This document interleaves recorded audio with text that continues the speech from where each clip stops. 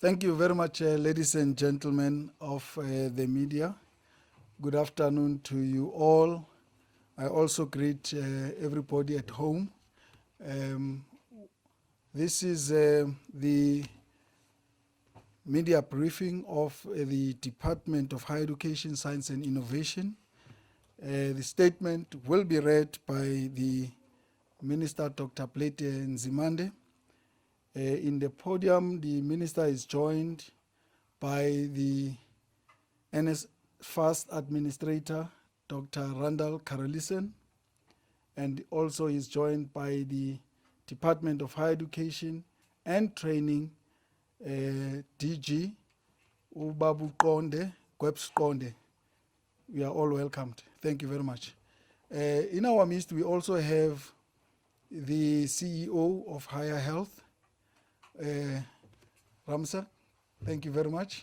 And we also have other colleagues, DDGs, from the Department of Higher Education and Training, and also our agencies who are present with us. This is a media briefing to give progress report on the implementation of the measures that the post-school education and training sector has been implementing in response to COVID-19.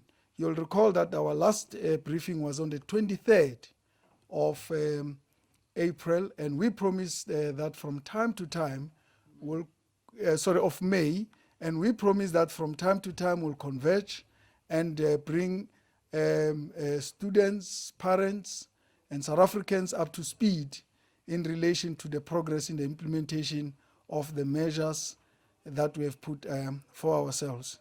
Without any further ado, I would like to call upon the Minister to give us a statement, which will then be followed by the answer and question session that will be sent by the media through the platforms, the WhatsApp and the telephone line that we've made available to everyone. And for those again who are at home, you can also visit the GCIS social media pages where this briefing is streamed live. Thank you very much. Minister, over to you.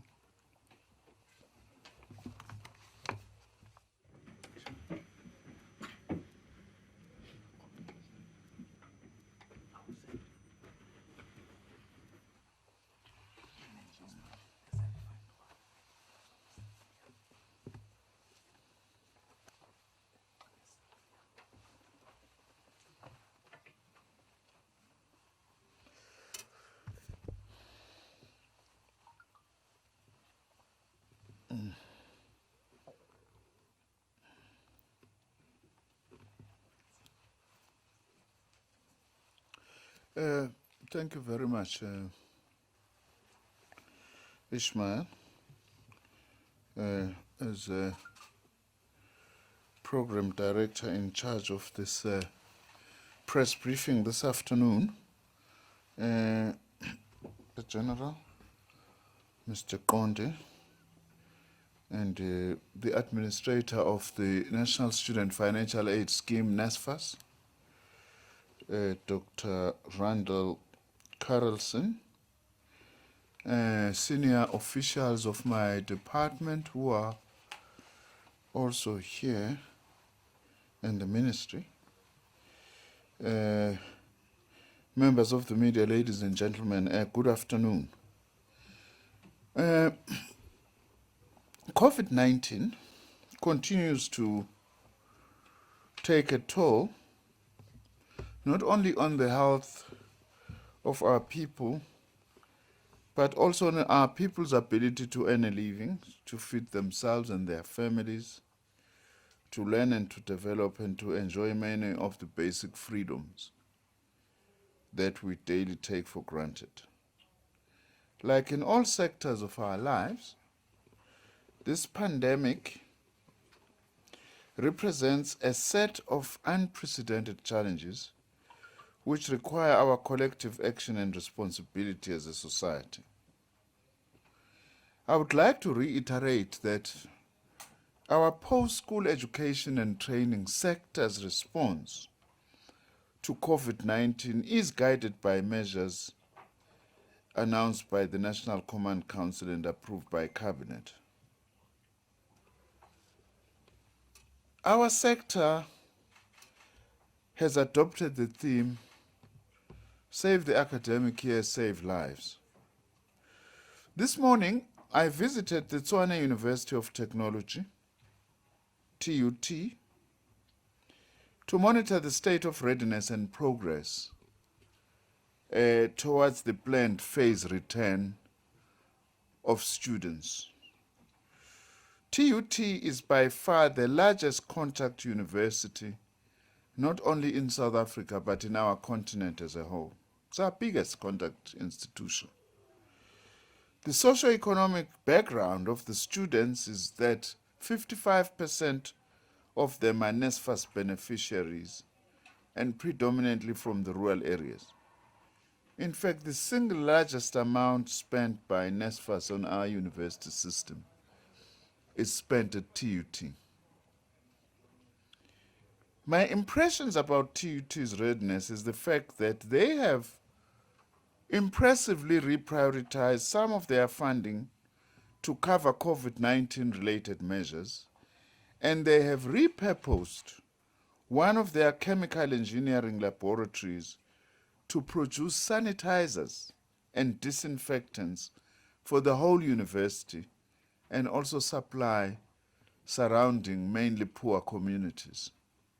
This is indeed very impressive that an institution is producing its own sanitizers and even helping nearby communities.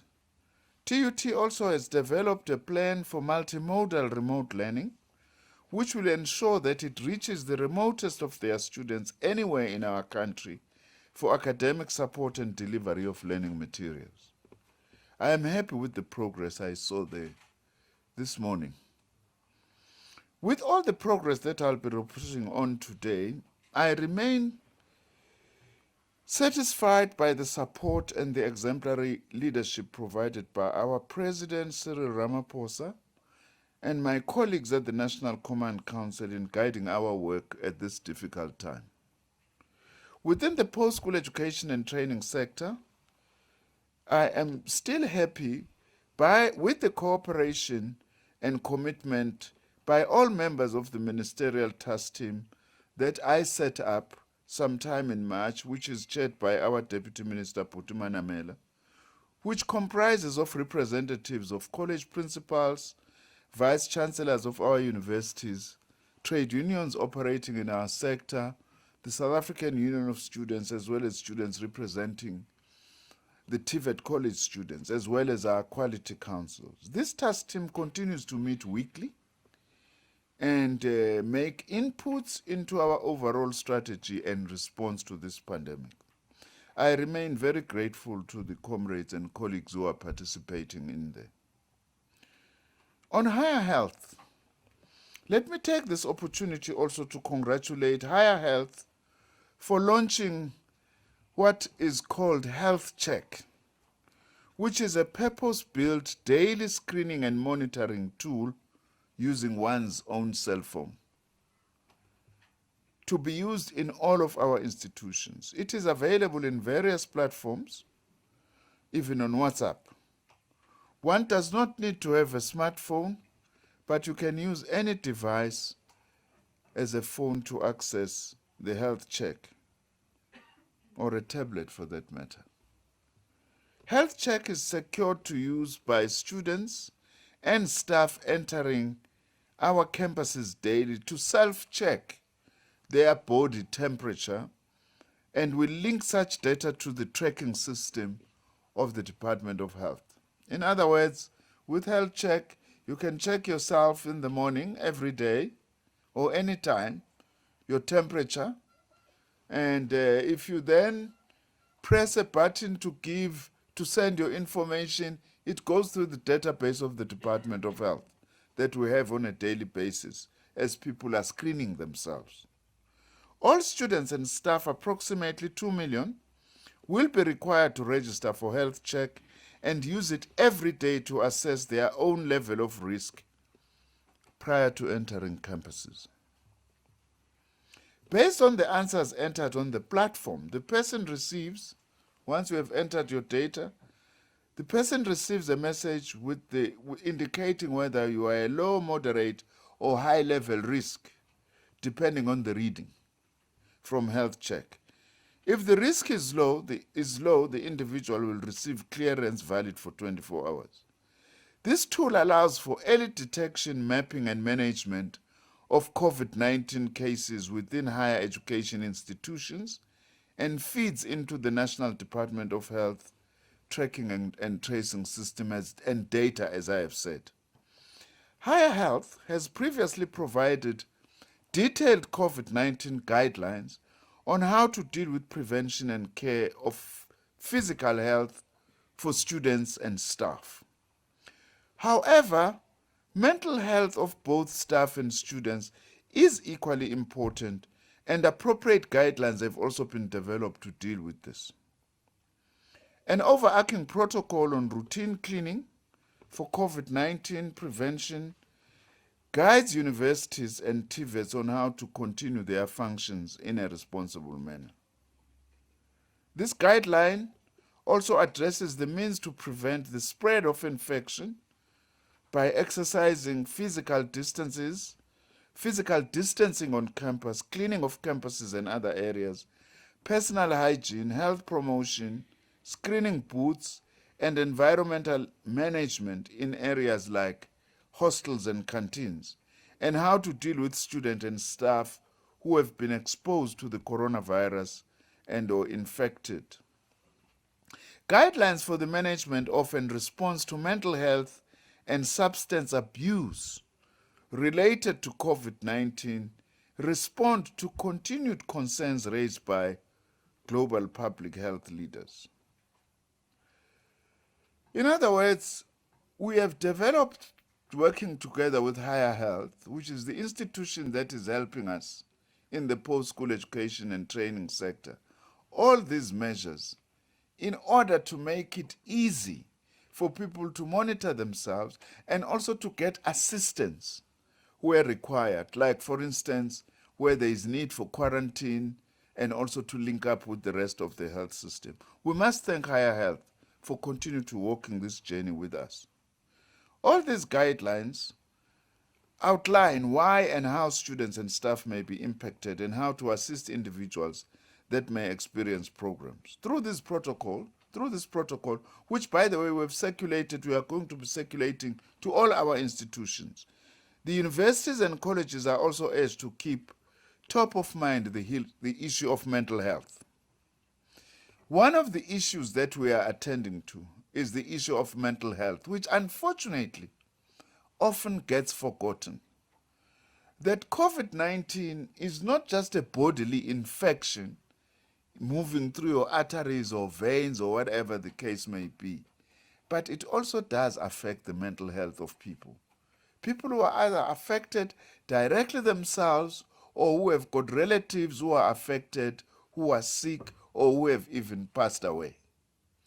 Therefore, you can't effectively deal with COVID-19 only through attention to the physical body or medical needs of the body without also attending to mental health. As a matter of fact, we are getting indications that in a place like New York, where there are very high numbers of deaths, often the deaths that are counted are people who have been diagnosed as being infected by the coronavirus, but some of them, by the way, die as a result of suicide and heart attacks as a result of the challenges posed by COVID-19.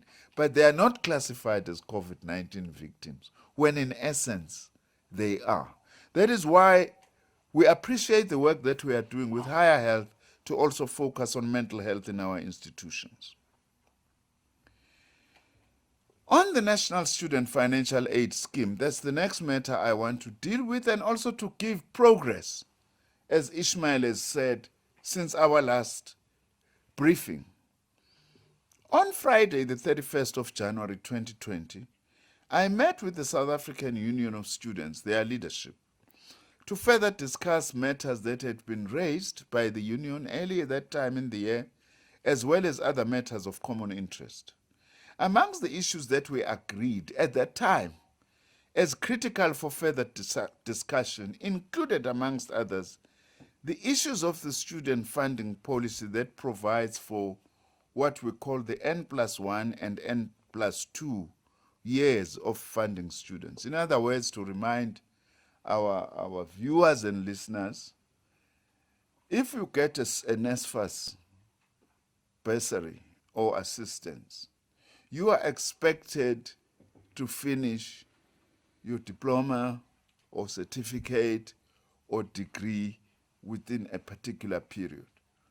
With the old NSFAS system prior to 2018, we were giving NSFAS students at least an extra 2 years to finish their degree or diploma. If it's a 3-year diploma, we would allow you to fail twice, taking into account these were poor students. But after 2018, because now we're providing a more comprehensive bursary, we said you can only allow you to fail once because there are many other people who are needy. Now, the students had raised this matter with me, that they are concerned that this rule is discriminating against some students. And both my Department of Higher Education and Training and the National Student Financial Aid Scheme have been inundated with requests from students to make changes to this rule, which is part of the core funding policy of the scheme for students registered before 2018. Now, we want to say this. NSFAS is guided by this policy, which is the Department of Higher Education and Training policy, in respect of all NSFAS qualifying students before any funding is approved.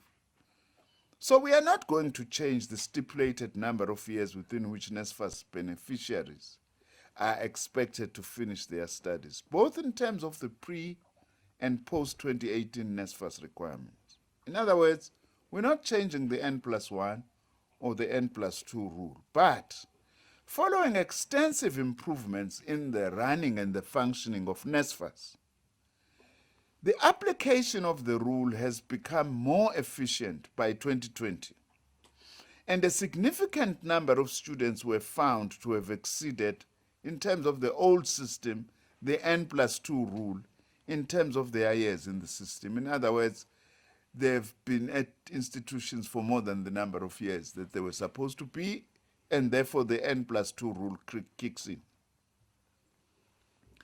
Now, after I had requested NSFAS, having met with the students, to look into this matter and check if indeed some of the issues raised by the students could have some validity, because there were lots of issues raised by students when we discussed that they feel that this rule was not being applied correctly or it was being unjust in some instances.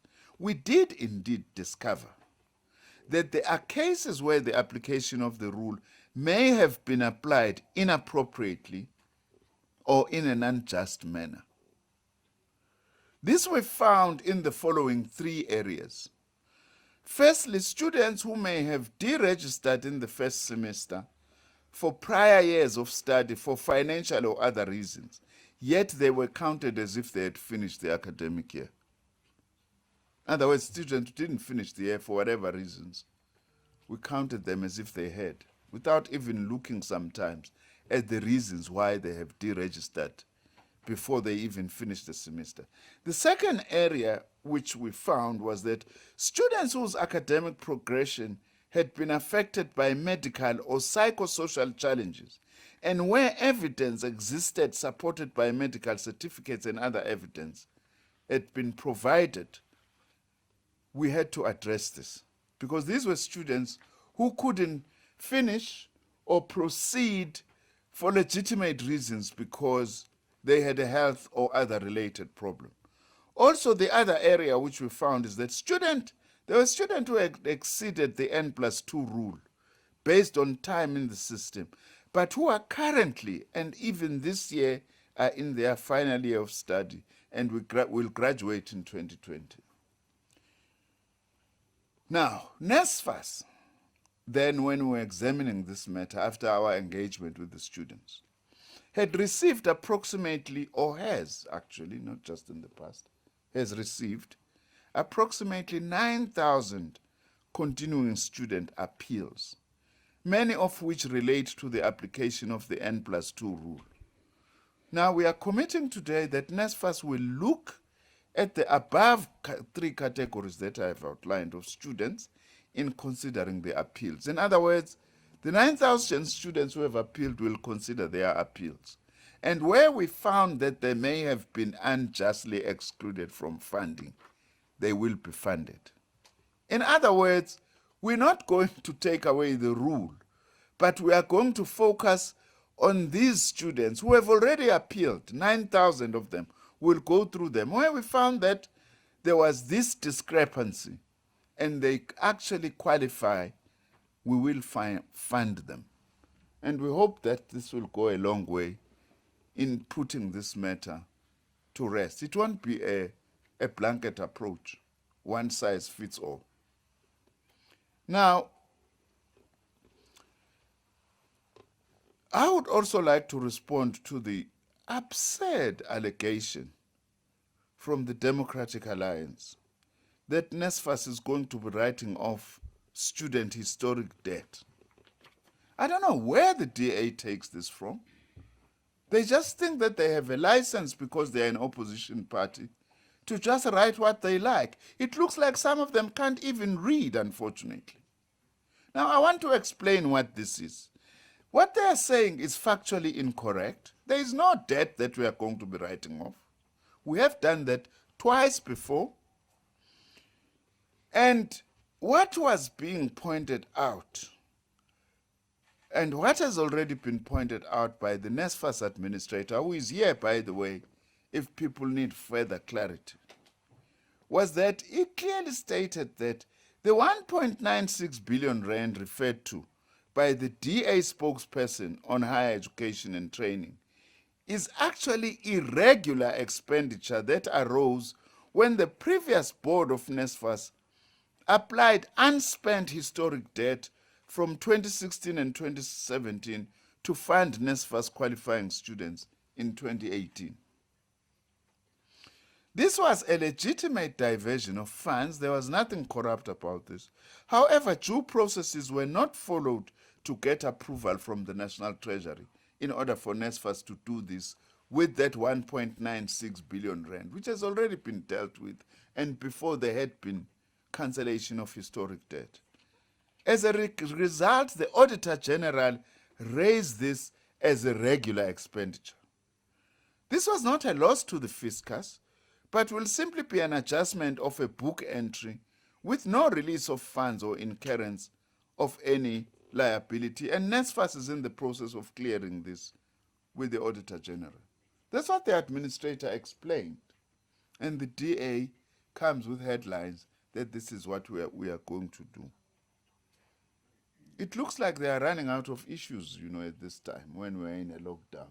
So any other little thing that they can find to make themselves relevant, they want to do so. You can't be publishing such irresponsible statements when we are in the middle of dealing with a virus and we want certainty in the system, and you come and introduce this and it just causes so much uncertainty and confusion in the system. That is irresponsible, and I strongly condemn this behavior.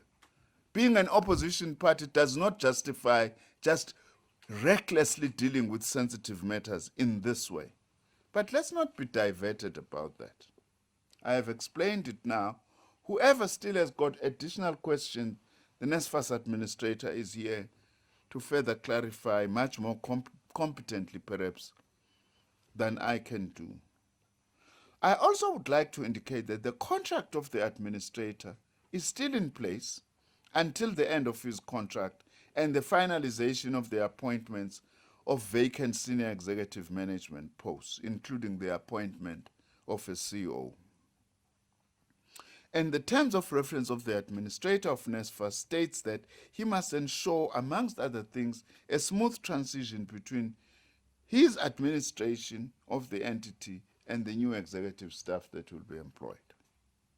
I'm also in the process of initiating the appointment of a new board of NSFAS in terms of Section 5 of the NSFAS Act 56 of 1999. Now, let me come then to this issue of zero rating of local educational content. As stated in our previous media briefing, we have successfully negotiated with all mobile network operators very favorable rates for our NSFAS students, including the Funza Lushaka students, to receive, as we had promised, 10 gigabyte of data daytime and 20 gigabyte nighttime for 3 months, starting from the 1st of June, and subsidized by government for NSFAS students. Once more, I thank my officials in the department and colleagues in the Department of Communications and Digital Technologies for their assistance. Now, simply zero rating, as we had explained, is that all education websites in the post-school sector of our institutions, you won't be charged. You won't be using your data to access them. So you will access them for free. Now, with the exception of what is known as embedded content like YouTube and some videos that may be charged for. Now, as part of the statement, I've made available an attachment with a table that has got information on the percentage of institutions that are zero rated. But in terms of our data now, we have about 586 websites in our sector that are zero rated. Now, we are, however, implementing what we would call a hybrid approach, combining zero rating and education data bundles. My department, together with the Department of Communications and Digital Technologies, we have now concluded negotiations and standardization of pricing and conditions with the cell phone companies for this data for 3 months. So these data bundles now are going to start being available, as we had said, now at the beginning of June. Continuing, by the way, other data bundles that have already been given by some of our institutions.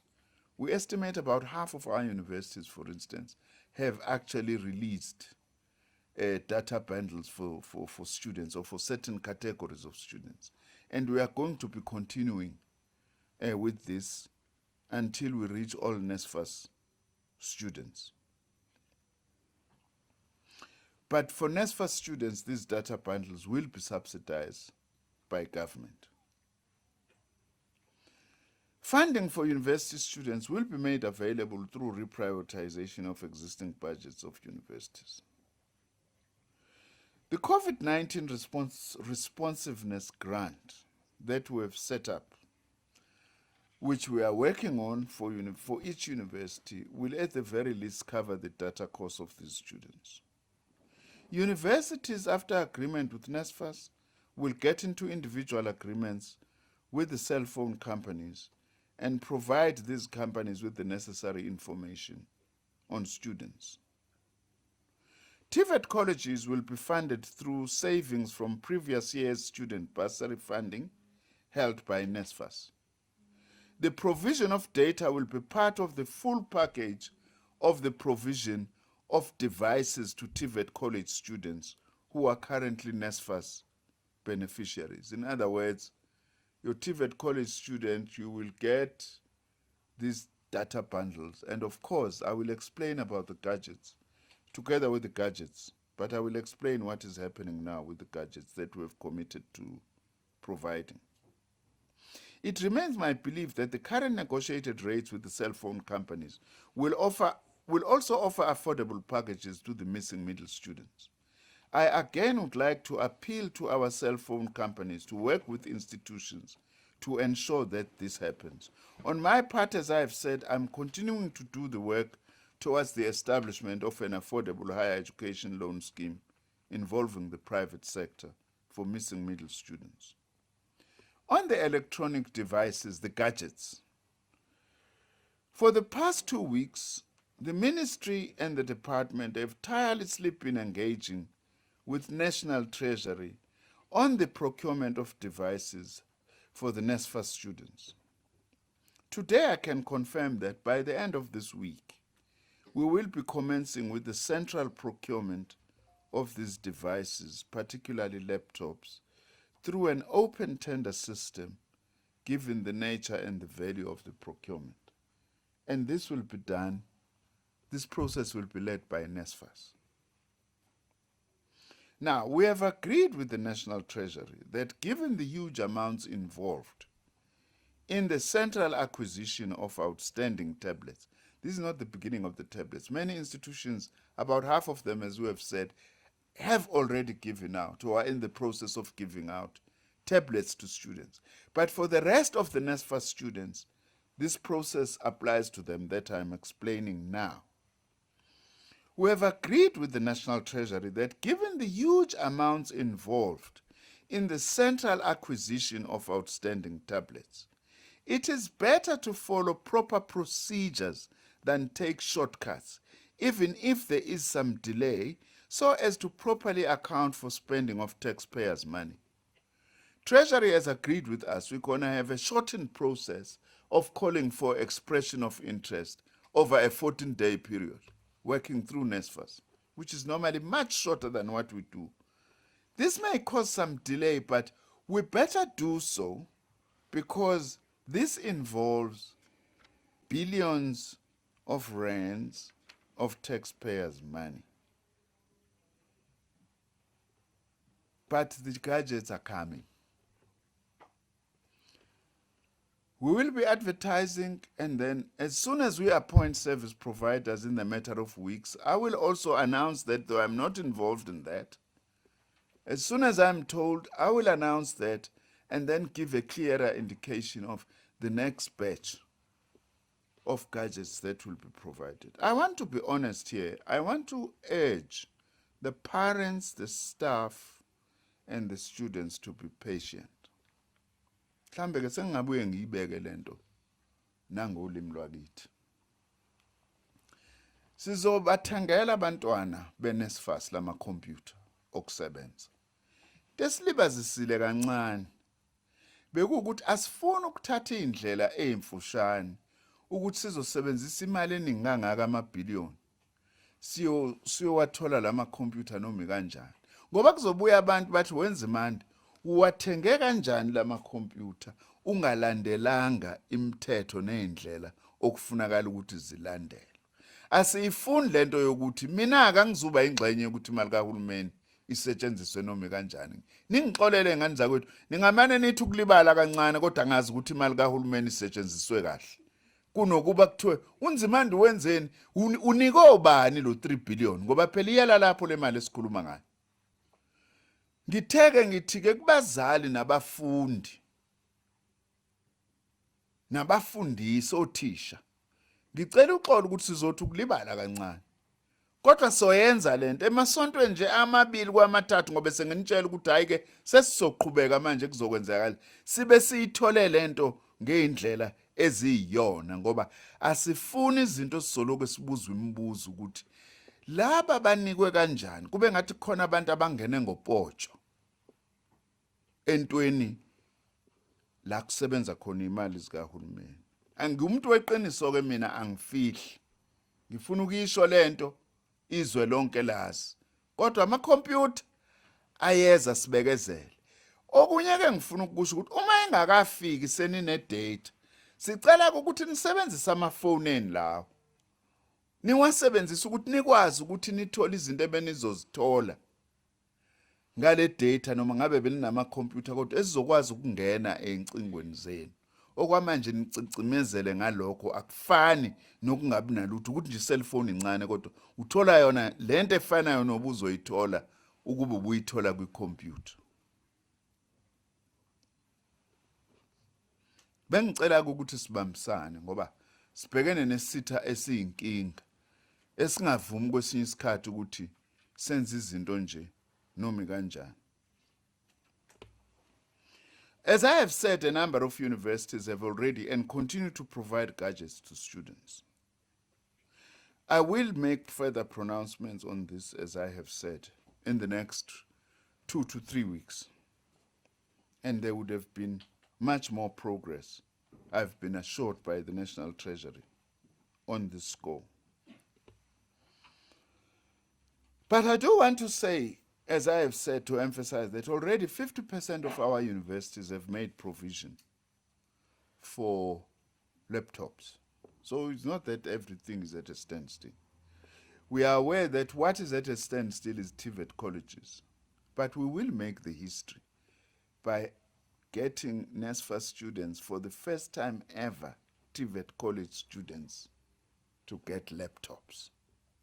Nanifane nabanye abafundi basemanyuvesi ngoba asifuni nibukelwe phansi kube sengathithi lezi ikhungeni kuzona azibalekile, zibaluleke nazo nokufana nezinye ikhungu. Kungako sithathe lesinyathelo okokuqala emlandweni ukuthi abafundi abafunda ema-TVET nabo bazobe begaxe kahle lo mshinyana wabo befana nabanye abafundi basemanyuvesi.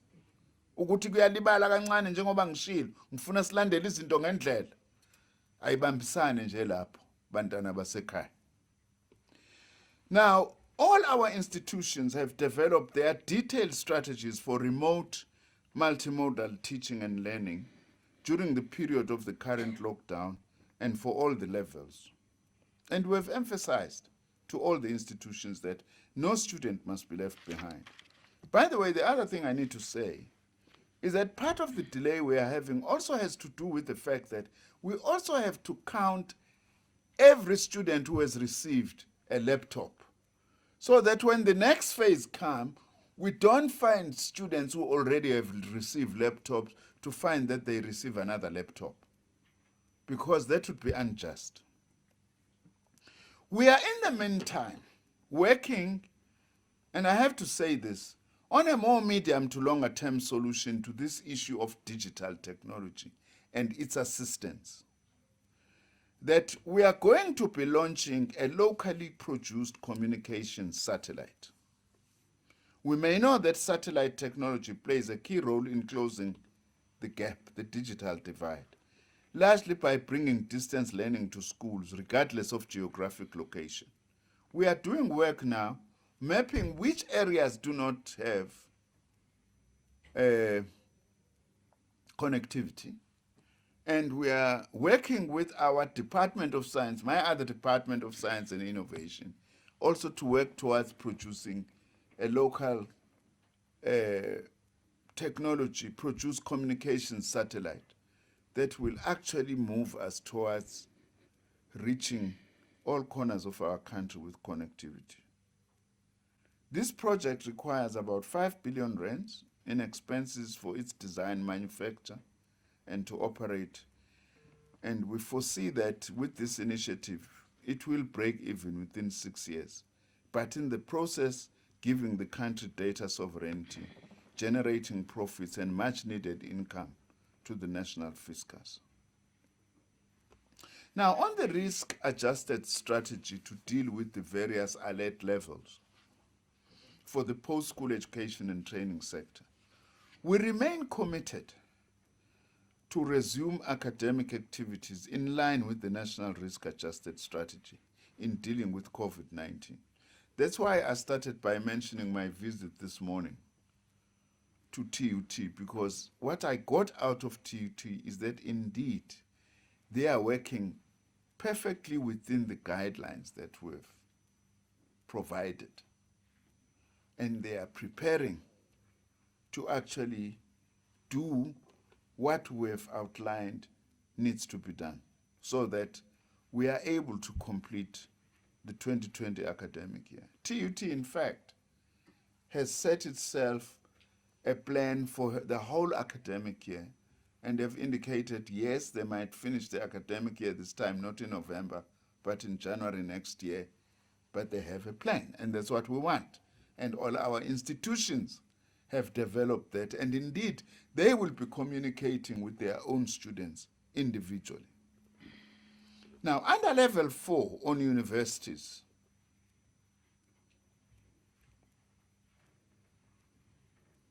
we allowed for the controlled return of final year students in programs that require clinical training, starting with students who are training as medical practitioners, and the phasing in of all other programs that require clinical or that involve clinical training like nursing, dentistry, veterinary science, and so on.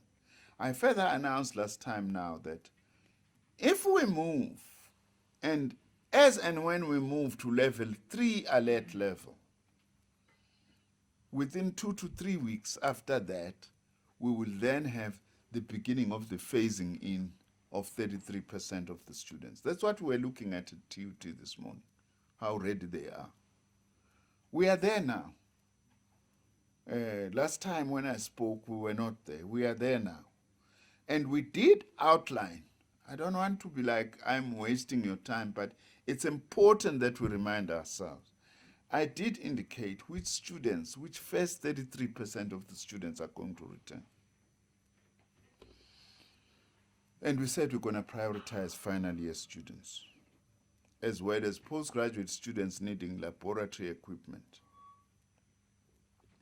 And I outlined the different levels. And we've also made provisions that various institutions can adjust as to which students they may prioritize within that framework.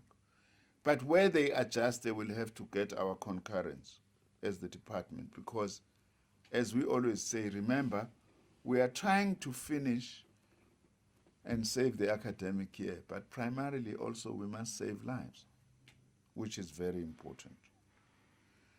Now, on return to residences, I would like to urge all our institutions to ensure that at all material times they follow the national guidelines when deciding on the return of students to residences, in line with the numbers that can be accommodated to enable physical distancing, the handling of communal spaces, hygiene requirements, and dining hall arrangements. Now, all institutions also must ensure that students identified to reintegrate into campuses must include specific groups of students who are living with disabilities, who are not able to access connectivity where they live, or are living in circumstances where studying is difficult. There has also been a concern that has been raised as to what happens with the rental or student accommodation now that students are not in residences. We have open discussions with private providers of student accommodation, as well as with all institutions, that they need to open a discussion with the providers of student accommodation so that they can reach an understanding. Because we don't want a situation where students feel they've paid but they've lost their money because they've not been staying in residences. Also, we are trying by all means to ensure that there is certainty on the part of the private providers of student accommodation as to what is going to happen in future. But we expect institutions to play a leading role, much as the department we are trying to provide a framework. For instance, the framework we are providing, if you take TUT, if TUT says, at this rate, of course, if nothing gets worse, because we can plan, but things get worse, we'll have to change. At this rate, the academic year is going to finish in January, not in November. Therefore, what deal do we need to make in terms of rent for students and other things in order to cater for this academic year, which will finish in January? As we proceed, we will be making the necessary announcement, but the institutions themselves will be making announcement, because as a department, we can only provide a framework, but individual institutions. That's why it's very important for students to keep contact with their own institutions at all times.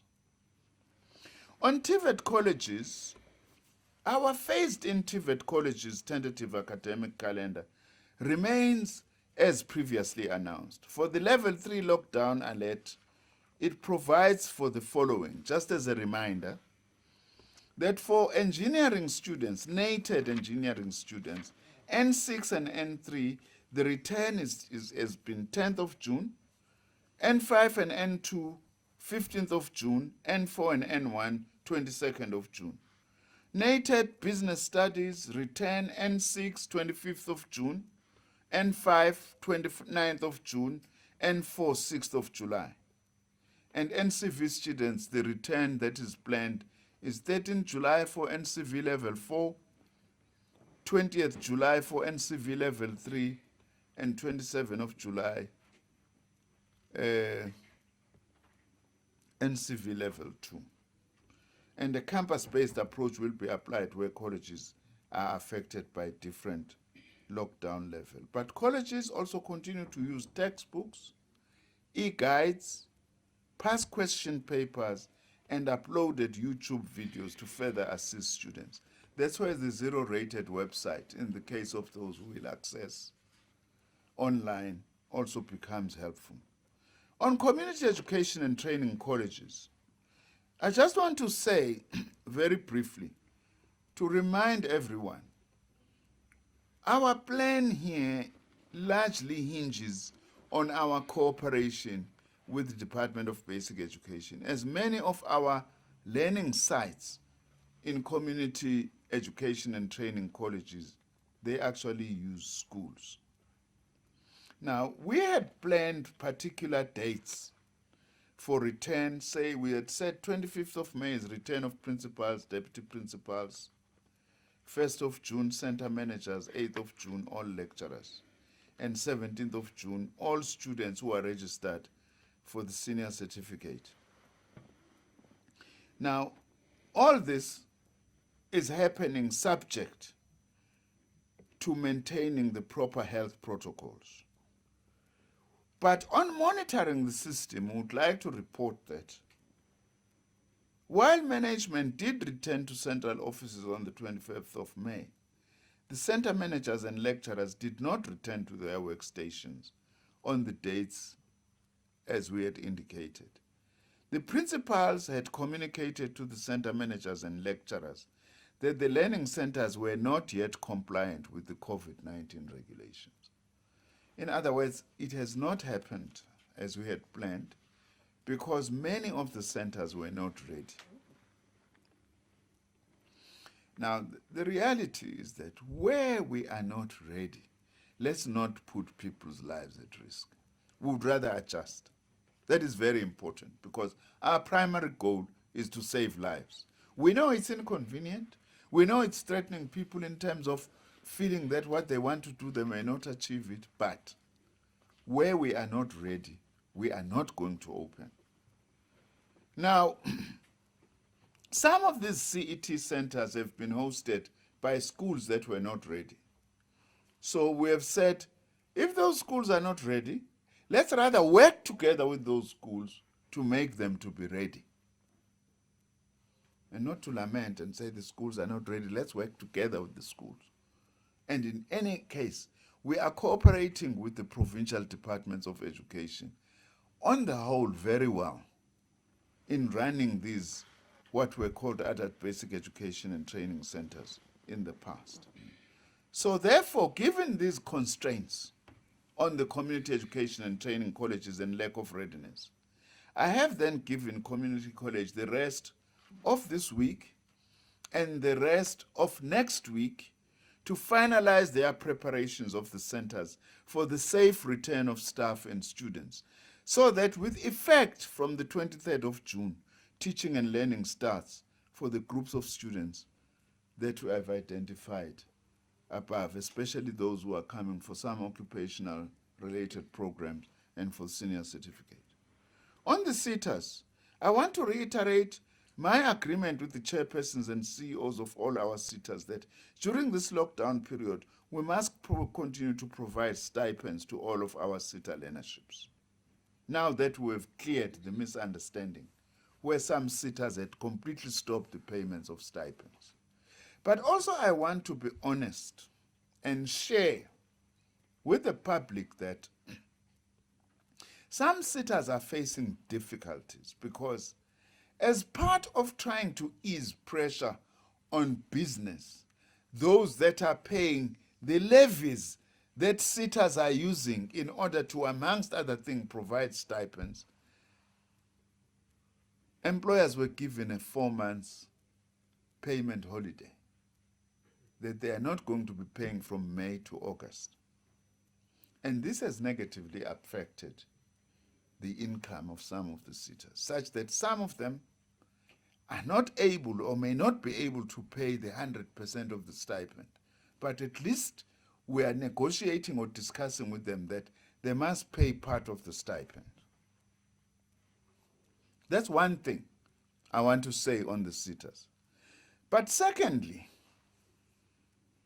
the president has indicated that the payment holiday is aimed at bringing relief to employers.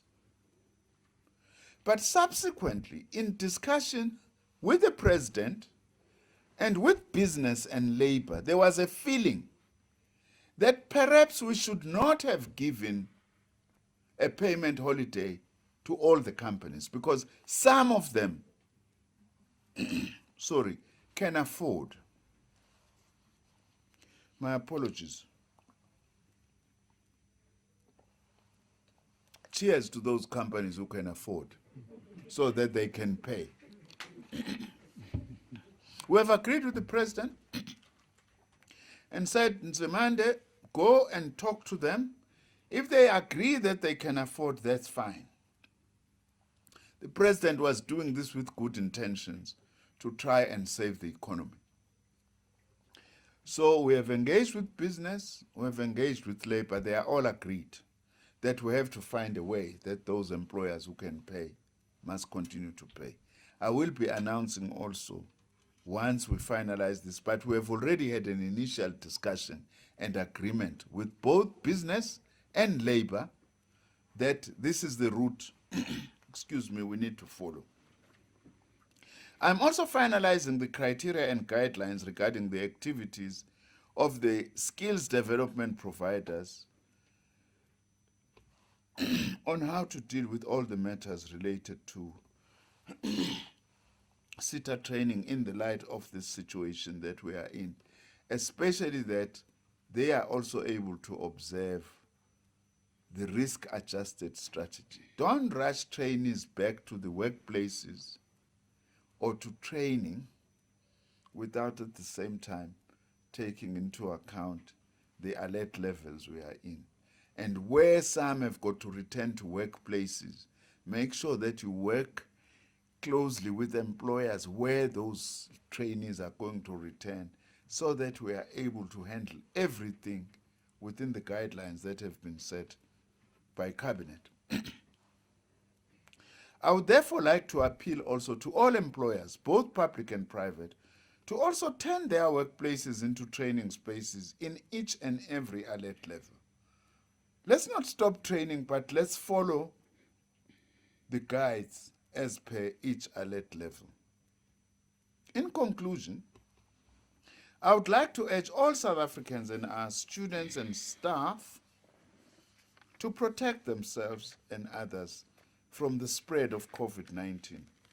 You all can reduce your chances of being infected or spreading COVID-19 by taking some simple precautions, which includes, amongst others, by regularly and thoroughly cleaning your hands and washing your hands with an alcohol-based hand rub or wash them with soap and water, and by maintaining at least 1 meter distance between yourselves and others. Try and avoid going to crowded places as much as you can, and avoid touching your eyes with your hands, nose and mouth, and always wear a mask. I am not wearing a mask now because I did explain.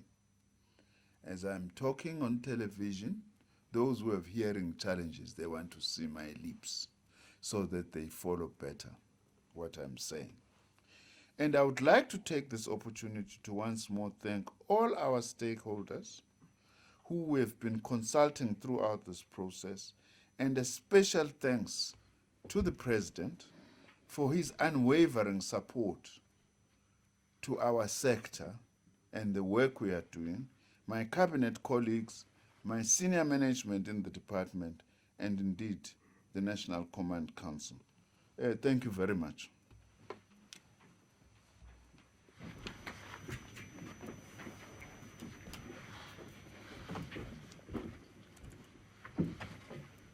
Good writing participation.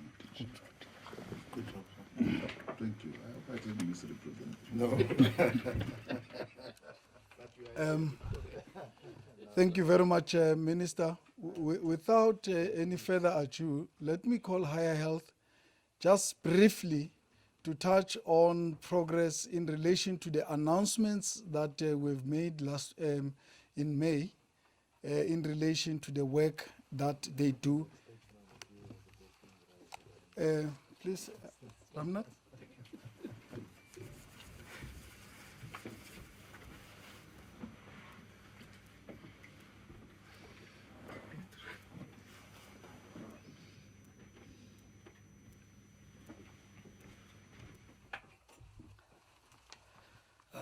Thank you, everyone. Thank you, Honorable Minister, DG, Randall. Thank you for giving me this opportunity. I also would like to greet the senior executives from the Department of Higher Education Training, fellow colleagues, as well as media, and as well as fellow South Africans who are listening to this. Minister, I really would like to thank you. From the very first day, you had made it very clear to us that hashtag Save Lives will run absolutely in parallel to hashtag Save the Academic Calendar. And I want to thank you because since that day, the priority of higher health, priority of all our campuses and preparation has been focused towards ensuring how do we put systems together for hashtag Save Lives. In my last briefing, thank you, Minister, we launched through yourself the Higher Health PSET guidelines that were quite detailed, worked through the NICD, National Department of Health, tailor-made for PSET system. In fact, in our PSET system, we've got various subsectors. We've got a university subsector. As Minister rightfully said, we've got a TVET subsector. Then we've got CET colleges subsector. We've got skill-based learning subsectors. But very critically, we also have private higher education institutions as subsector. And how does we put systems on each and every subsector as and when they are reopening? The strategy of our sector, of our PSET sector, under the leadership of the Minister, has been very clear towards hashtag Saving Lives, is through putting absolute evidence through scientific knowledge that has been continuously brought through global data, updates through NICD, National Department of Health. And I think that has been our guiding principles toward putting systems as and when we approach towards looking at every subsector in terms of systems putting, infrastructure and systems putting towards reopening and hashtag Save Lives. Protocols and algorithms are one of the key systems, or one of the key areas of our focus, so that it guides every institution of higher learning, every campus, towards how do we put our infrastructure as and when we open our campuses for students and for staff, as well as for service providers who will also be parallelly coming to our institutions of higher learning. The Minister has rightfully put all the protocols together, so I won't repeat on the protocols that have been covered, but I'd rather give you an update on where we are with our systems.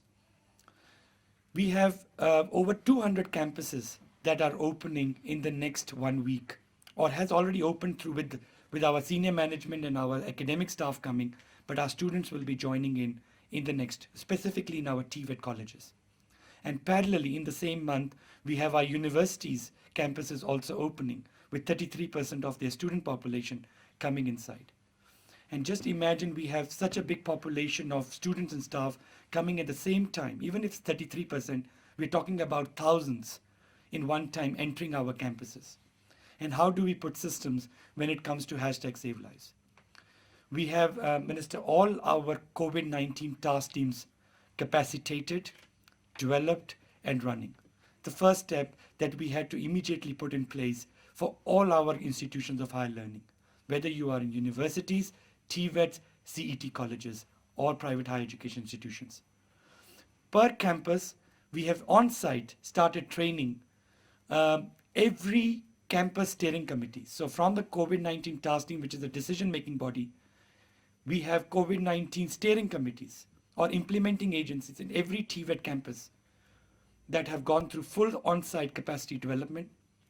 From there, develops screening booths, develops cleaning protocols, ensuring every system of basic understanding of how cleaning will happen. Our lecturer rooms will not be the same as they were in the past. Our lecturers will move, not the students will go from one lecture to the other, just to ensure that we have absolute prevention and physical distancing put in place. And I think through the ministerial visit today at TUT, through deputy ministers' visits last week and this week of monitoring and higher health's continuous monitoring, we have been absolutely able to see how meticulous every campus is trying its level best to put every system from screening booths, cleaning protocols, and right up till how a day ends, from putting physical distance, security training, and every parameter in going forward. Health check, I just want to reinstate, is available on USSD, totally free for every South African student, even foreign student, staff, or a service provider. Hashtag star 134, star 832, star 2 hash is our number. You dial in, it's absolutely free, and you can go through. It takes about 1 to 1.5 minutes to do your whole screening tool. Screening is our sector's biggest priority. We want to isolate anyone who is high risk to COVID-19 immediately, so that we prevent the spread of infection to many others. And that's been the sector's biggest priority of focus. And that has been the focus towards hashtag Save Lives. Similarly, this application is available on WhatsApp. The number is 0600110000. And you can follow the same 1.5 minutes of screening every day in order to ensure that you yourself know whether you are on low risk or moderate to high risk. The application will link you directly to the NDUH tracking and tracing system. And if you are cleared, you should leave your home and come to the campus. And if for any reason you are at high risk because you are in contact with the COVID-19 positive, the aim is for you to isolate yourself so that we help in preventing the spread of the infection to others, specifically in our campuses when thousands of students and staff will be coming in. We can also do it via web through healthcheck.higherhealth.ac.za. They are all available on DHET websites, higher health websites, and I urge and request every South African to please follow screening mechanism of your own institution, of your campuses. Every college, every TVET campus, every university campus has now a sick bay. If you anytime reach a campus and you have any sign and symptom that signifies you to be on moderate to high risk, you will be taken to a sick bay and escorted towards the next support services as per to the guidelines and protocols that we have now put in place at every institutional level. Going forward, this week, we have a full training and capacity program for private higher education institutions. 18% of our student communities and staff are also in private higher education. And it's our work to ensure that these protocols speak to them and engage them. And we are capacitating all our private higher education institutions this week. Parallelly, we have already capacitated our CET colleges, 9 CET colleges. And going forward from the week of the 17th of June, every 18 of our 1,800 sub-centers will start being capacitated through these protocols and guidelines. I'm ready to take as many questions if possible around this issue, but hashtag Save Lives remains our absolute priority. Issues of mental health, as Minister rightfully said, we've launched our guidelines not only on mental health, but mental health and substance abuse. We do see that COVID-19, as per the UN and WHO, across the world and globally, young people specifically and and staff will get affected with mental health.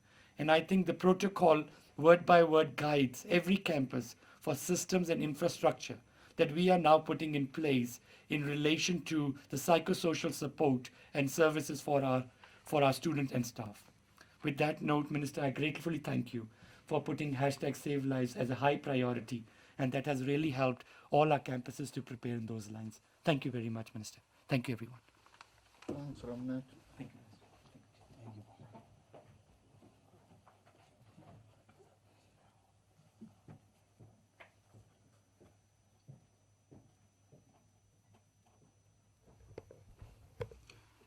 Re a go leboga Ramnik ka bokopanyana ke kgopela go tlhaloša tabela ya di-data.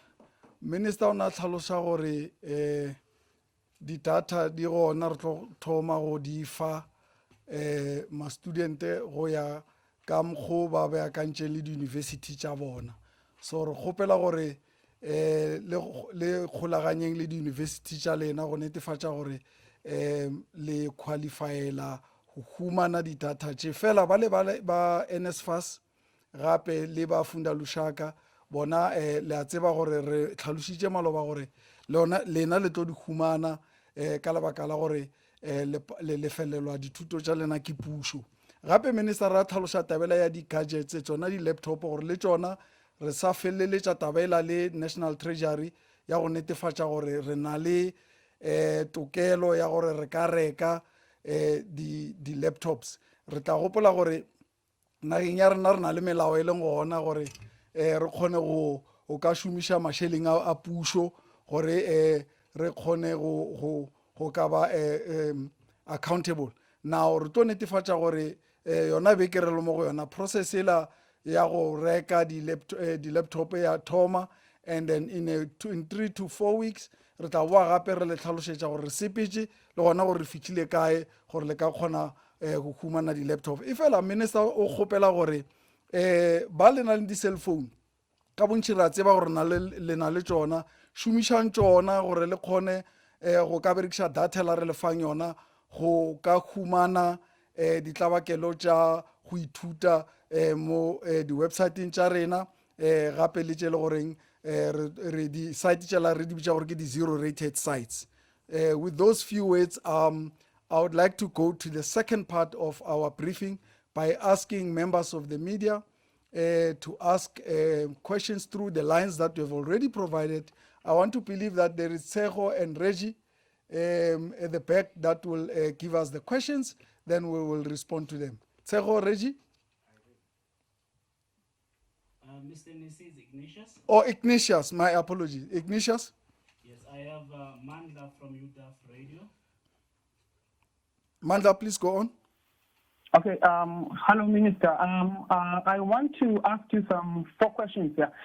First of all, are you not worried that the quality of education passed on to students is going to be inadequate, given the fact that students have been complaining about how they are chasing deadlines but not gaining anything whatsoever, but they are just doing deadlines and just checking answers online and everything else? Second one is over the past few weeks and hashtags have been doing rounds on social media about how universities should fall, UWC must fall, VUT must fall, and some of those owing to NSFAS appeals not being concluded, data not being procured, or zero-rated website requiring active balances for them to be able to access them. It's been 3 months since the online learning has been on, and students seemingly are left behind. What's your response to that one?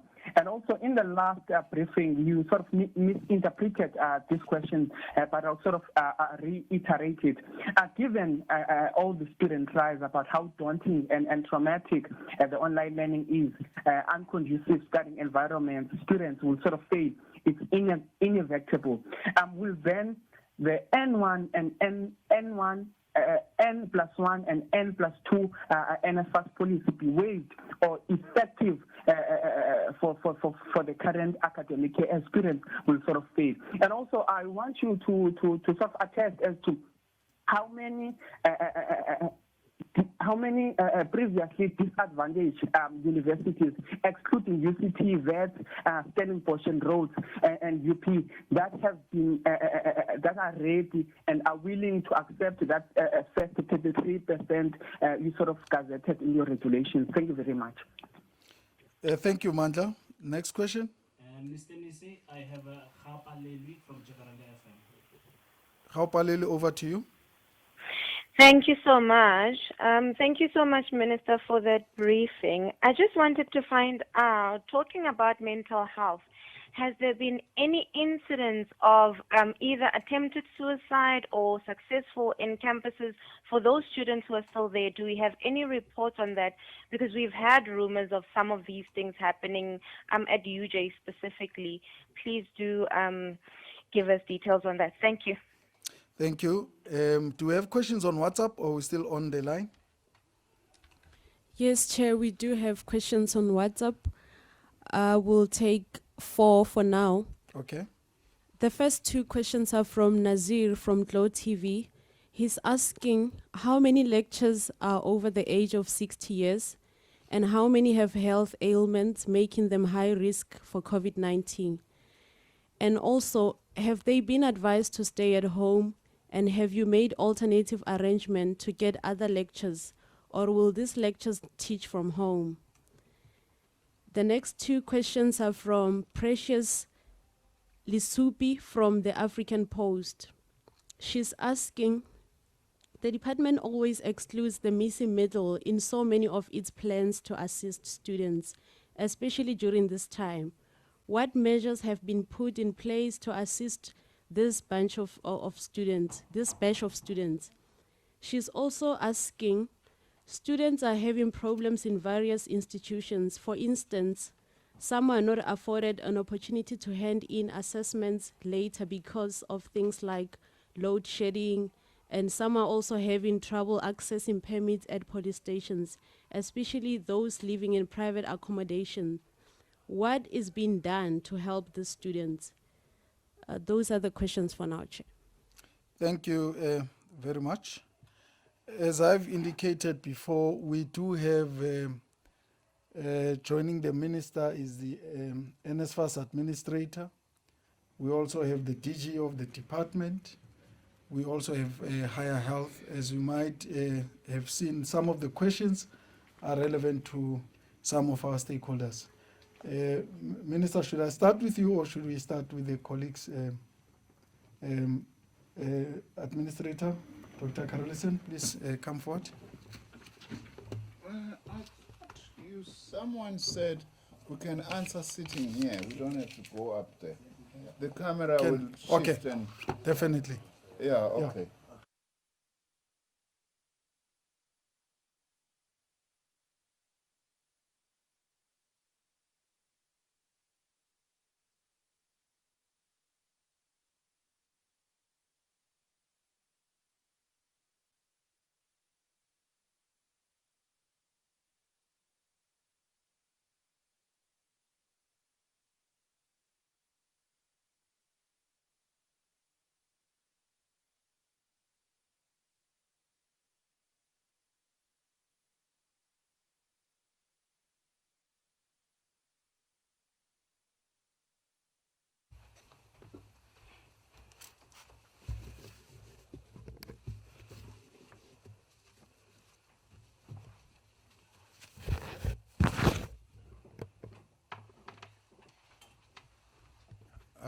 Once again, good afternoon.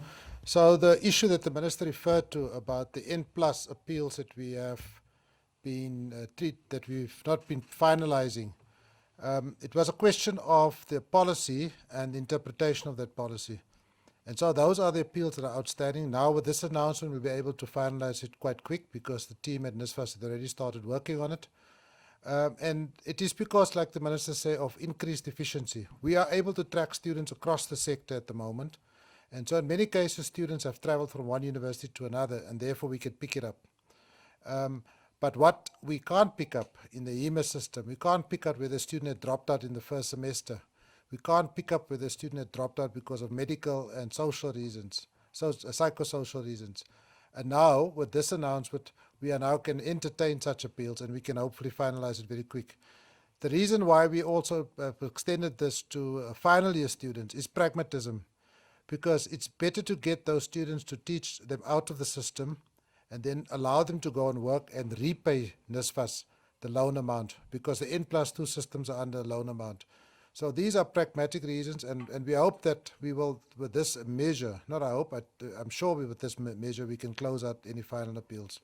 So thank you, Minister, and thanks for those concessions.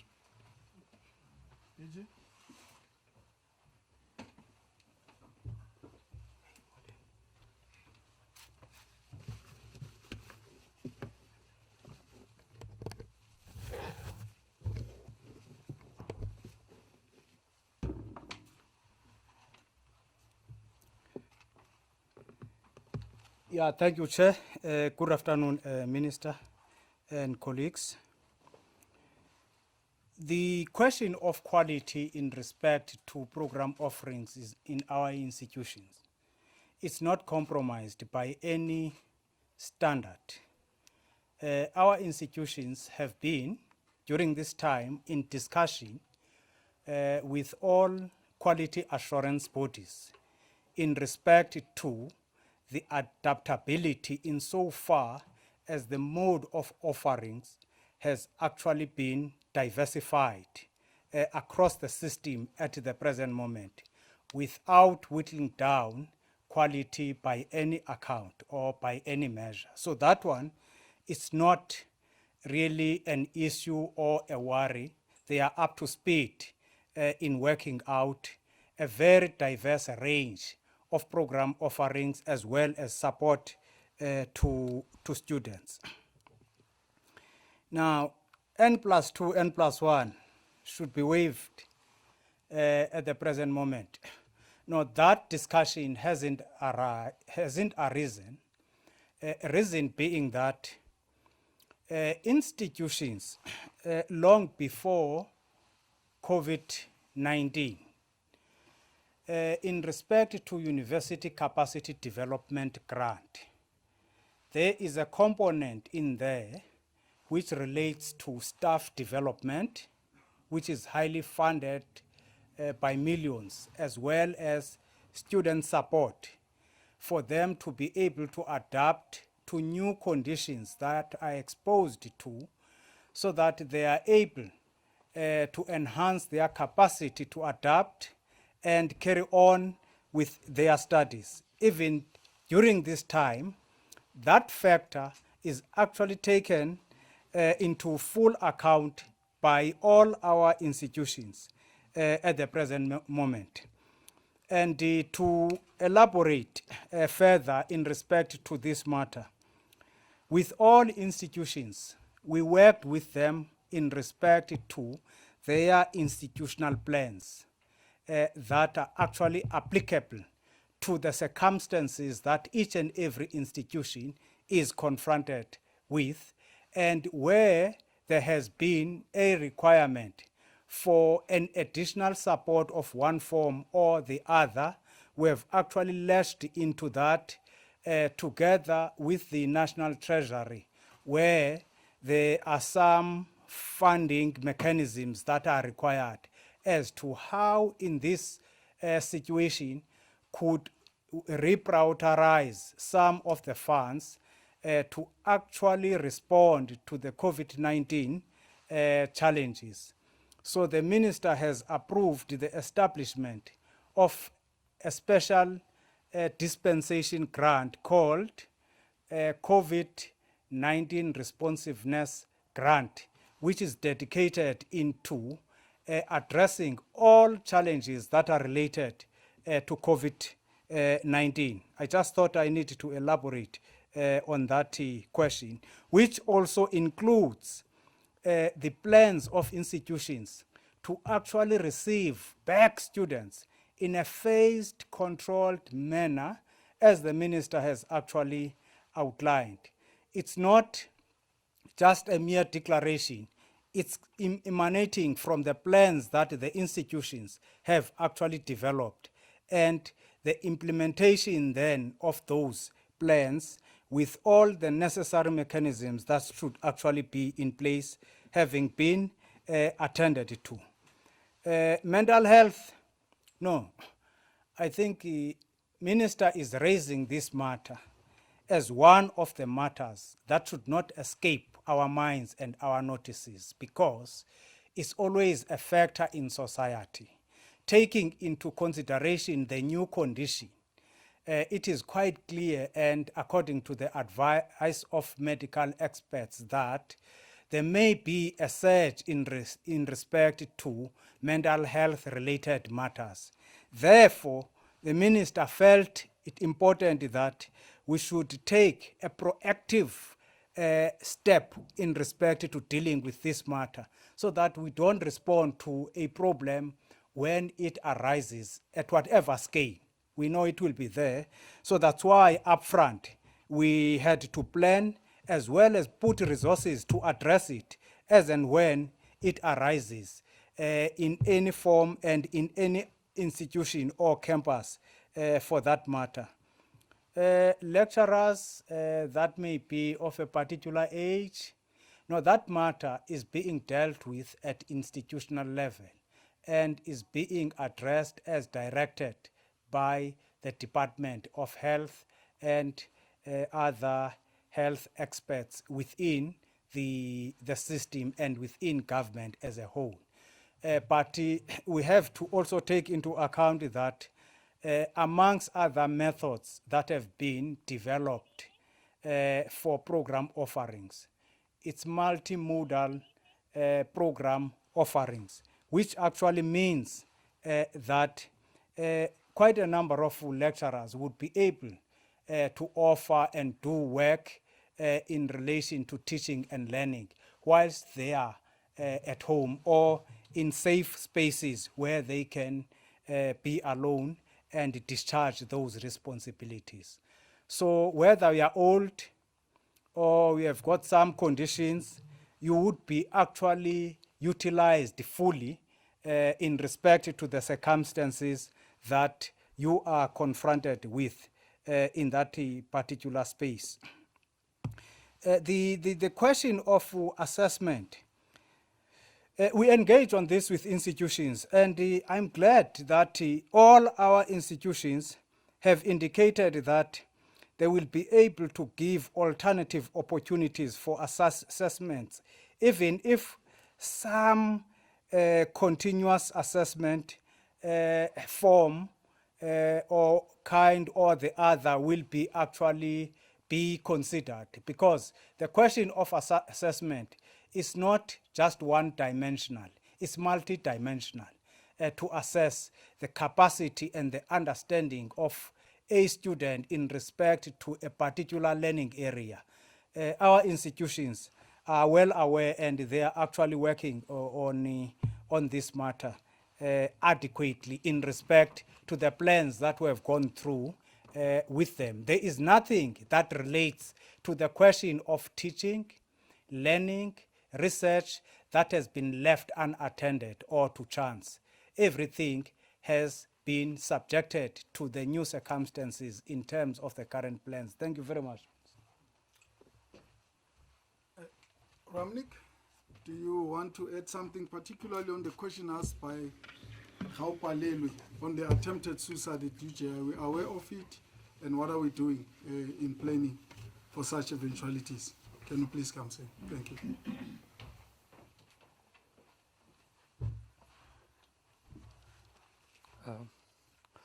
Thank you, Minister. Thank you, Ishmael. DG did cover the element of the mental health of being very proactive, absolutely. We were informed about the University of Johannesburg case, but the case has been very well supported by the university itself.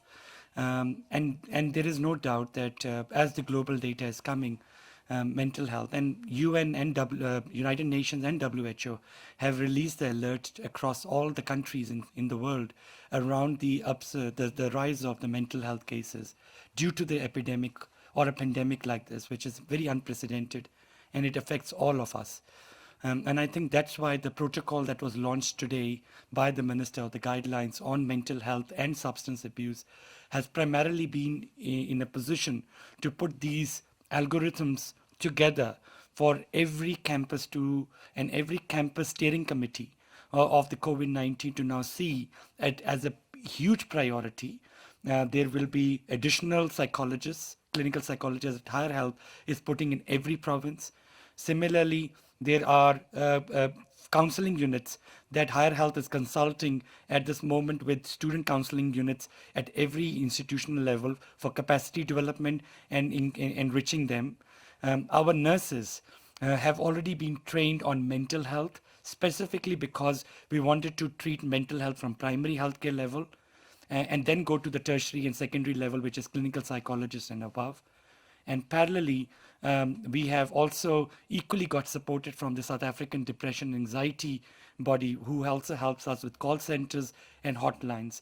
So there's a comprehensive modality, but there is also systems that needs to be also further put that the algorithm guides on. Lastly, regarding the comorbidity and above 60, the guidelines of the Department of Higher Health are very much aligned to the Department of Labor, as well as the Minister, as the DG said, on the Department of Health and the OHS, which is the Occupational Health. So which clearly points out, and if you do the health check asks you, one of the big question on screening is your age.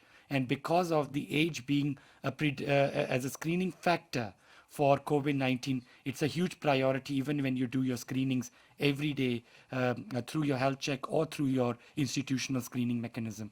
Thank you, Minister. Thank you. Thank you very much. We'll now call the Minister to answer the remaining questions, and we'll take the second last round of questions.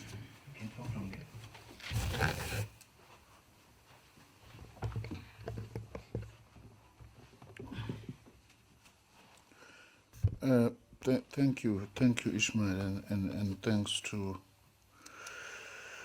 the answers that have been provided. Just a few things perhaps that may not have been touched on, or a few additions. Firstly, the DG has spoken about the quality councils. I just want also to emphasize that in the ministerial task team on post-school education and training, the quality councils sit in there so that we work together with them, so that we do maintain standards, and also we understand issues that are a threat to the standards and all that, and also to understand the environment in which we are working. And quality councils are the experts who are actually able to guide us and deal with this.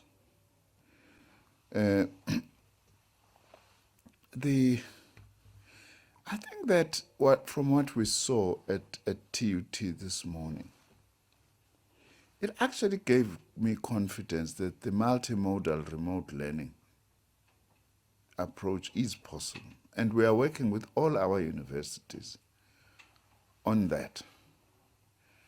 We have, as we have said, identified universities that seem to be okay, as well as universities that are facing certain challenges, and we are working with them so that we honor our commitment that no student must be left behind. And we are confident in terms of our assessment now that we will be able to actually address this multimodal remote learning for those students, by the way, the 66%, as from a week or two from now, because the 33% likely to go back, and that will make a big change. By the way, the 33% that will go back will also provide some relief through contact learning for us to be able to pay even more attention to the challenges of the 66% that requires that the multimodal system becomes effective. As we said, it's multimodal because it's not just only onlining. And we want to emphasize this because this question keeps coming as if the remote learning is only online. We have said, like TUT is doing, they said they are starting the process of delivering to be ready for the 20th of July. Not to be ready now, not 20th. 20th, they are taking the first 33%. But to be ready now, they are starting the process of delivering materials physically to particular centers throughout the country where the students can be able to fetch those. So I am confident that we will actually, we are not saying that we don't have challenges or we don't have problems.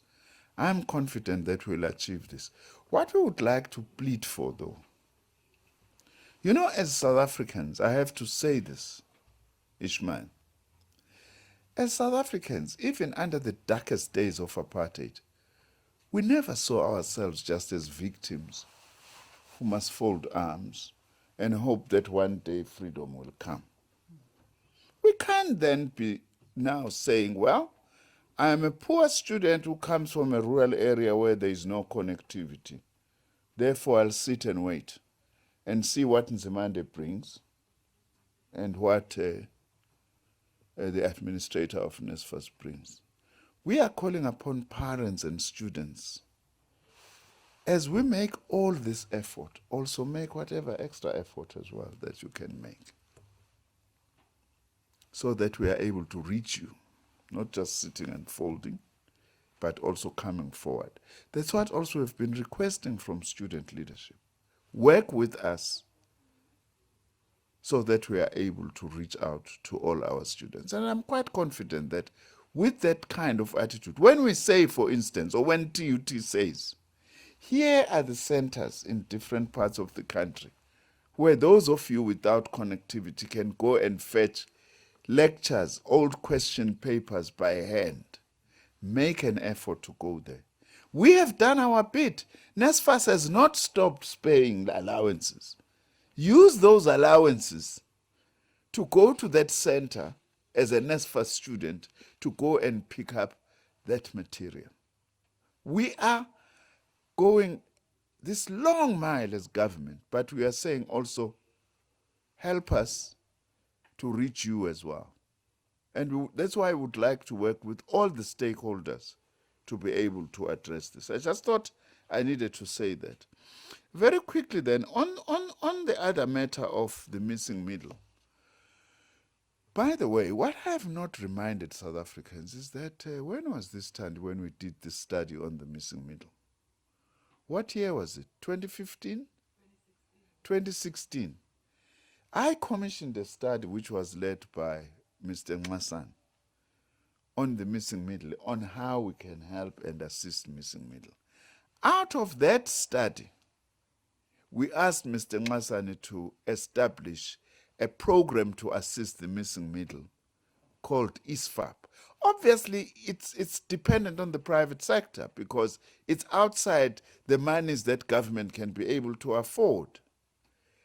What as I've committed that I want to pursue this matter, will be to go back to ISFAP and see what is it that they are doing now and what additional measures can we take to have an affordable loan system for higher education, with a particular focus on the missing middle. So there's a lot of groundwork that I had already done in 2016 on what needs to be done. So we won't be starting from scratch. And as I have said, I'm committed that by the end of the year, we should actually be able to say what is feasible and what is possible. But we have to go out and engage with the private sector, mainly the banks. You know, they are the ones. I'm told ISFAP has got about 8,000. That's too little. It's doing good work, but it's too little because the estimation of what is the missing middle is far, far, far higher than that. So that is what I would actually say. We are also aware, for instance, TUT was telling us that I think they've reprioritized, did they say 100 million? Yes, Minister, through their scholarship bursary fund. To their scholarship bursary fund. They've reprioritized 100 million rands targeted at assisting the missing middle. I know that many universities are actually doing that, and we are encouraging them to do that, whilst we try to work towards a final solution to actually address that issue. I am concerned, there was the issue that was raised about assisting students, who can't get permits from police stations. I am concerned about that, and I'm going to be attending to this, because I, for instance, got one approach from a student who happens to be coming from Pietermaritzburg, who is studying at Ekurhuleni TVET College, who went to the police station to get a permit so that she can start preparing to come back when the students are being called back as per our plan. But she says to me she went to a police station, she produced some evidence that she's a student, but she was not given the permit. I am committed that, DG, we need to set a mechanism to assist those students, even that they should be a call center where they can actually say, I am here having a problem, and then we are able to actually assist. Because we don't want those things to negatively affect, because there is now going to be, with this first 1/3, there's going to be movement of students from one province to another.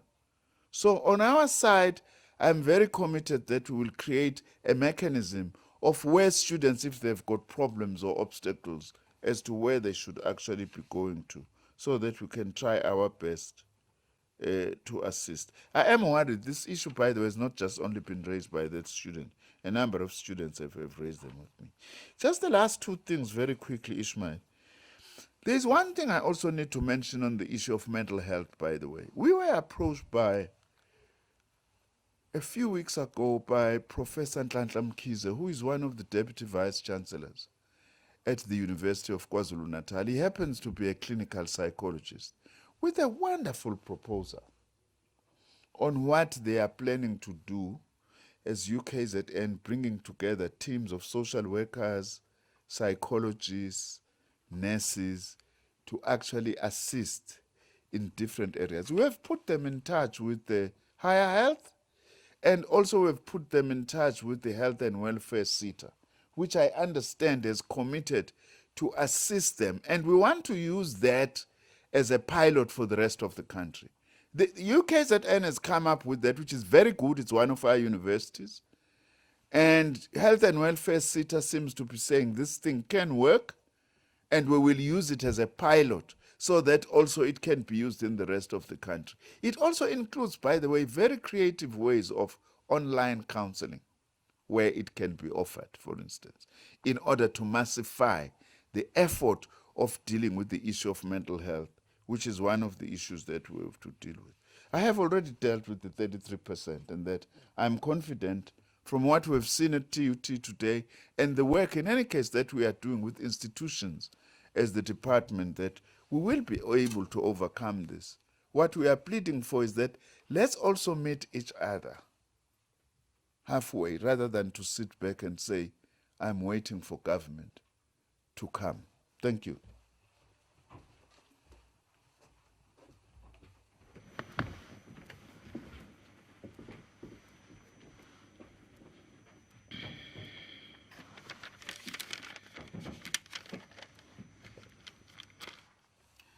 Thank you very much, Minister TG, Administrator Ramnik. We are now going to take the last sets of questions, colleagues. Ignatius, do we have any on the line? Yes, Mr. Minister. Yes, sir. Caller. Okay. Yeah, it's Lesedi Mopai from Tshwane FM. Hi, Lesedi, go on, please. Hi, thank you so much. My question is regarding the N+2 rule. There are some students who saying that they have been funded this year. They have been receiving allowance. They stopped our allowance in April, and then the institution told them that they're affected by the rule. So what will happen to those students? Because those students, they didn't get the opportunity to appeal. What will happen to them? And then the other, regarding the N+ rule, there's some other students that are saying they are new applicant. So what will happen to them because they are new applicant? They were never NSFAS beneficiary. Thank you so much. Thank you very much. On WhatsApp, do we have any messages? Yes, Chair. We have 7 questions on WhatsApp. The first 2 Can we questions are from... prioritize probably? For those that might have been asked, we prioritize new questions, unless if they have not been asked, all of them. All are new questions, sir. Okay. The first 2 questions are from Muunga Sirai from Ingonjani FM. He's asking what criteria will be used to give out laptops to NSFAS students in TVET colleges. He's saying some students who are funded by NSFAS are currently doing internships. Will they get laptops? The second question is from Bonga from EWN. He's asking, Minister, are there any updates about reagents and how is production going? The fourth question is from Sophie Mukwena, SABC foreign editor. She's saying the recent Black Lives Matter movement is dominated by young people around the world. Has the department looked into the recent protest and the impact it might have when institutions of higher learning resume classes? The next follow-up question is from Nazir. He's saying that there has been many thefts of laptops from schools. What measures have been implemented to curb the problem of laptop thefts from university students? That's it for now, Chair. Thank you very much, colleagues. Let me start with NSFAS. I think there are a number of questions directed to that might need their response.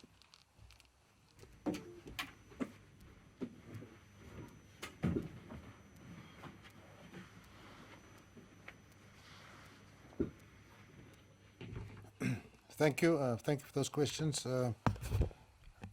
And it gives me the opportunity also to clarify a few things. So a student only becomes NSFAS funded once we receive the NSFAS registration date, once we receive the registration data of that student from the university or the TVET college. Before that, you only qualify for NSFAS. So we only fund you once you registered. Unfortunately, we have a phased phasing that we need to work on, so that we receive the registration data only late March and early April. And so what happens is that we provide universities with upfront to sustain students during January, February and March when they have not received yet their NSFAS allowances. And so in the case when we receive the registration data at the end of March, beginning April, we then found out that some students did not qualify for NSFAS based on the N+ rule. And according to that finding, we had to then unfortunately unfund them. We have treated that as an appeal, and that will be considered in the new regimes that the Minister has now announced.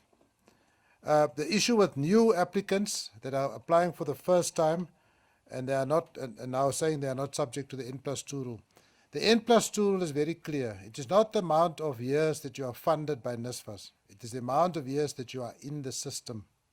So if you have been traveling in the system for 8 years and you've never been funded by NSFAS and you now apply for NSFAS, you are not going to get NSFAS because you exceeded the N+ rule.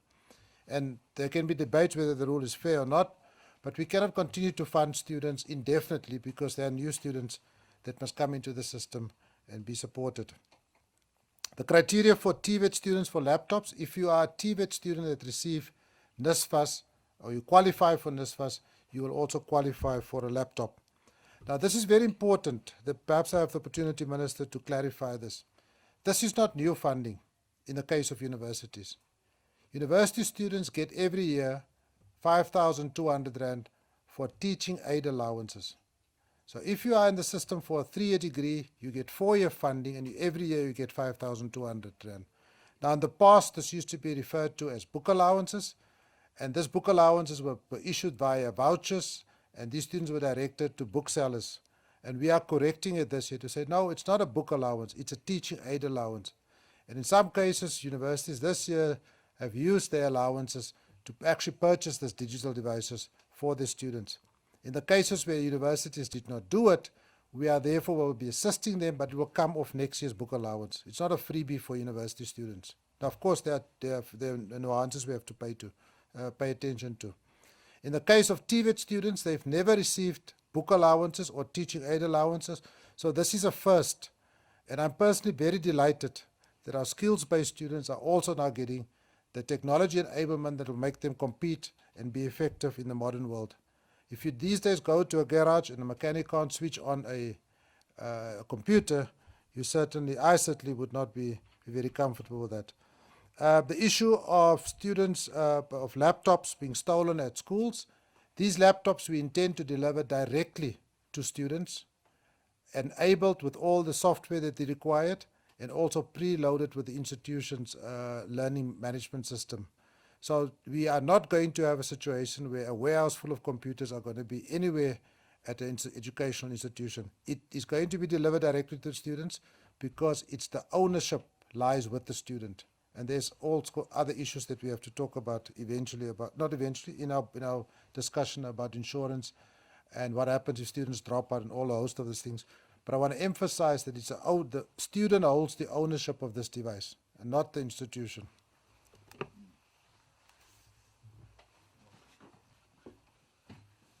Thank you. I would call the Minister to wrap up the briefing with the few questions that remains.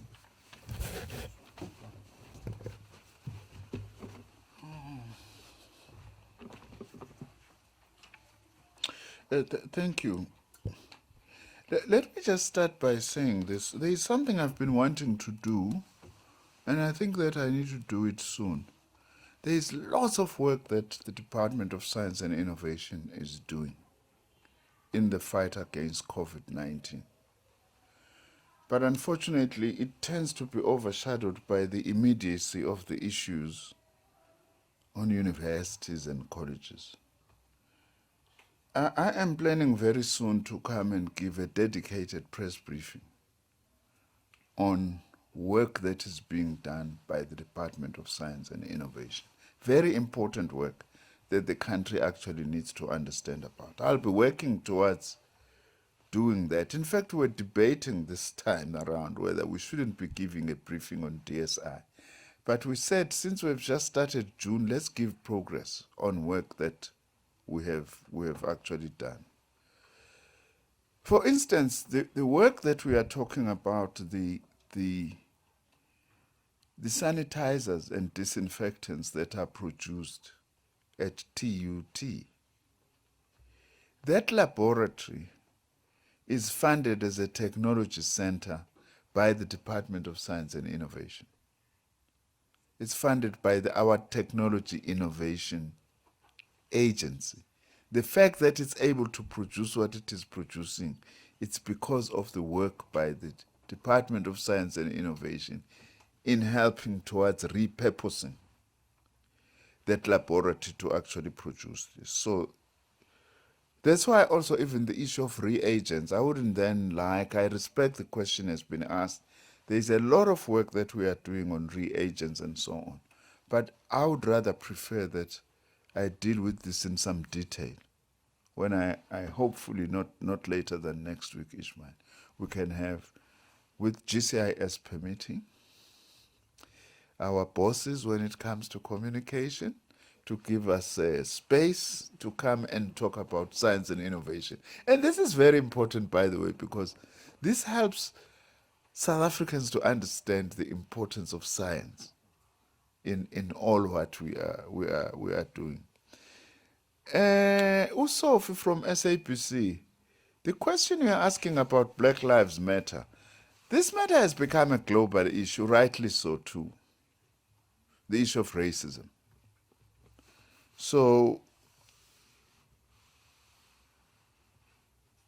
everyone is following this as to what is happening, but not only following it, there is generally a sentiment as articulated by the president last week, that as South Africans, we understand exactly the reaction, not only from the United States, but in the world globally. As to whether this will have impact on universities, we don't think so. We don't think so. We haven't seen signs of that. Not that it's not an important issue. Not that it's not a matter that actually needs to be dealt with. I would just like to add on the issue of laptops. Of course, NSFAS will be acquiring this, but one of the things that should be a requirement, and NSFAS will do this, I have no doubt about that, is also security of the gadgets, apart from ownership that the administrator has rightly spoken about. When we acquire these laptops, we also have to make sure that in the very specific requirements for acquisition, there must be security features such that if a laptop is stolen, it is traceable. We know that usually these things, they actually help, that in the end, many of these stolen laptops actually do get recovered. Doesn't guarantee 100% that they won't be lost forever, but they actually do contribute. So it's something that we will have to be dealing with. Thank you very much.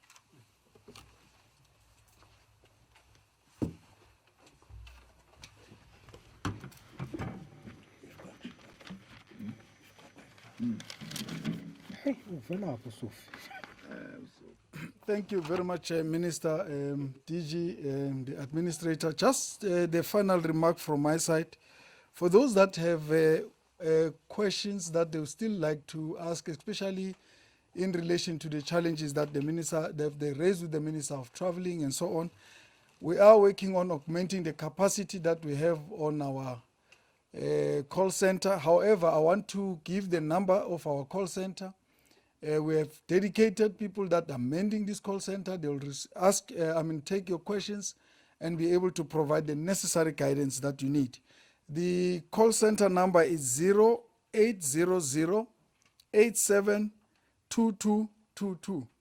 0800 872222, or send us an email at callcenter@dhet.gov.za.